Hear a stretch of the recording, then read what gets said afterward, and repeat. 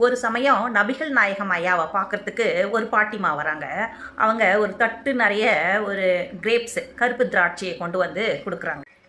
அவர்களிடம் பார்த்தீங்கன்னா, அவங்க இறை சிந்தனை பத்தி ரொம்ப நேரம் பேசினே இருந்தாராம். பேசிட்டே இருக்கும்போது பார்த்தீங்கன்னா, அந்த பழத்த வந்து அவரு பேசிட்டே எல்லா பழத்தையும் சாப்பிட்டாராம். தட்டு ஃபுல்லா இருக்கிற சாப்பாடு சாப்பிட்டாராம்.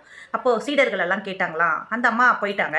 சீடர்கள் எல்லாம் கேட்டாங்களாம், "எப்பவுமே யாரு எது குடுத்தாலும் எங்களுக்கு குடுக்காத நீங்க சாப்பிட மாட்டீங்களே, இந்த பழத்த மட்டும் ஏன் நீங்க குடுக்கல? அவ்ளோ ஸ்வீட்டா இருந்துச்சா?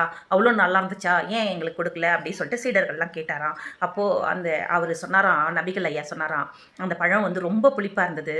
அது வந்து உங்ககிட்ட கொடுத்து நீங்கள் முகம் சுழிச்சிட்டிங்கன்னு வச்சுக்கோங்களேன், அன்போட ஒரு தாய் எடுத்துன்னு வந்து எனக்கு கொடுத்ததை வந்து அந்த அம்மா முகம் வாடிடுமே, அவங்க மனம் வாடிடுமே, அதனால தான் நான் உங்களுக்கு கொடுக்கல" அப்படின்னு சொல்லிட்டு யார் ஒருவர் மற்றவங்களுடைய கஷ்டத்தை ஏற்றுக்கொண்டு அவங்களுக்கு சந்தோஷத்தையும் ஆனந்தத்தையும் கொடுக்குறாங்களோ அவங்கள தான் இறை தூதன்ட்டு நபிகள் ஐயா சொல்லியிருக்காரு.